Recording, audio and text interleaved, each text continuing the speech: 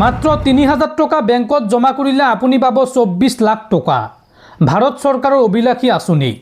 যদি আপুনি ভাৰত চৰকাৰৰ পৰা এই ২৪ লাখ টকা ল'ম বুলি ভাবিছে, তেন্তে বেংকত আপুনি মাত্ৰ ৩০০০ টকা জমা কৰিলেই হ'ব। কি আঁচনি লৈ আহিছে ভাৰত চৰকাৰে, কোনে কোনে আবেদন কৰিব পাৰিব, আবেদন কৰাৰ প্ৰচেছ কি বা কেনেকৈ কৰিব, সবিশেষ তথ্য জনাই আছোঁ। আপুনি ভিডিঅ'টোত লাইক কৰি শ্বেয়াৰ কৰি দিয়ক।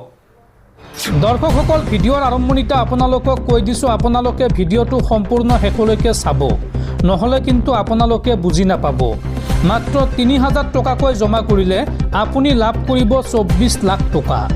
ভাৰত চৰকাৰৰ অভিলাষী আঁচনি। কি এই আঁচনি, ক'ত কেনেকৈ কৰিব আবেদন, সবিশেষ তথ্য জনাই আছোঁ। আপুনি শেষলৈকে চাই থাকক। সুৰক্ষিত বিনিয়োগৰ ক্ষেত্ৰত অধিকাংশ লোকে বেংকৰ ফিক্সড ডিপজিট, চমুকৈ FD বা চৰকাৰী আঁচনিসমূহক অধিক গুৰুত্ব দিয়ে। তেনে এক নিৰ্ভৰযোগ্য আঁচনি হ'ল পাব্লিক প্ৰভিডেণ্ট ফাণ্ড, চমুকৈ PPF, যিয়ে দীৰ্ঘম্যাদত সামান্য সঞ্চয়ক এক বৃহৎ পুঁজিলৈ ৰূপান্তৰ কৰাৰ সুযোগ প্ৰদান কৰে।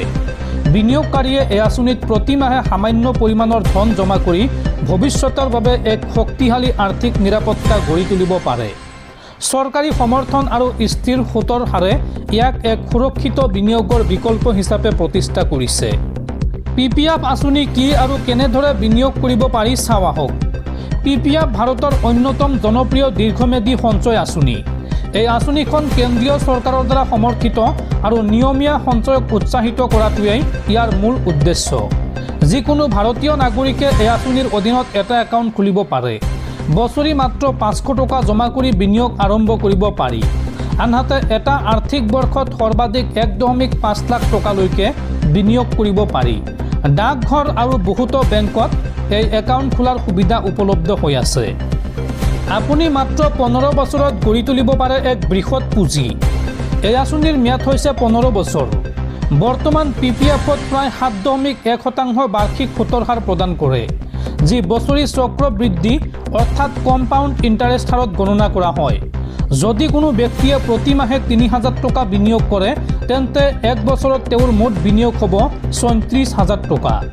এইদৰে ১৫ বছৰত মুঠ বিনিয়োগৰ পৰিমাণ হ'ব ৫.৪০ লাখ টকা আৰু সুদ যোগ কৰাৰ পিছত এই পৰিমাণ প্ৰায় ৯.৭৬ লাখ টকালৈ বৃদ্ধি পাব পাৰে, অৰ্থাৎ প্ৰায় ৪.৩৬ লাখ টকা লাভ হোৱাৰ সম্ভাৱনা আছে।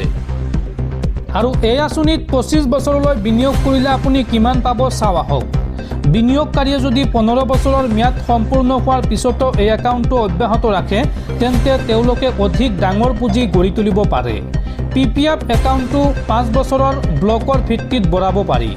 যদি কোনো ব্যক্তিয়ে মুঠ ২৫ বছৰ ধৰি প্ৰতি মাহে ৩০০০ টকা বিনিয়োগ কৰি থাকে, তেন্তে তেওঁৰ মুঠ বিনিয়োগৰ পৰিমাণ হ'ব প্ৰায় ৯ লাখ টকা আৰু চক্ৰবৃদ্ধি সুতৰ সুবিধাৰ ফলত এই ধনৰাশি প্ৰায় ২৪.৭৩ লাখ টকালৈ বৃদ্ধি পাব পাৰে, অৰ্থাৎ প্ৰায় ২৫ লাখ টকা।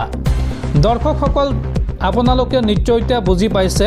প্ৰতি মাহে মাত্ৰ ৩০০০ টকা জমা কৰিলে আপুনি ২৫ বছৰ যদি এই আঁচনিত বিনিয়োগ কৰে, তেন্তে আপুনি ২৪ লাখৰো অধিক, অৰ্থাৎ ২৪,৭৩,০০০ টকা পাব পাৰে। যদি আপুনি PPF একাউণ্ট খুলি এই আঁচনিত ধন বিনিয়োগ কৰিম বুলি ভাবিছে, তেন্তে আপুনি যিকোনো বেংকত অথবা ডাকঘৰত যোগাযোগ কৰিব পাৰে।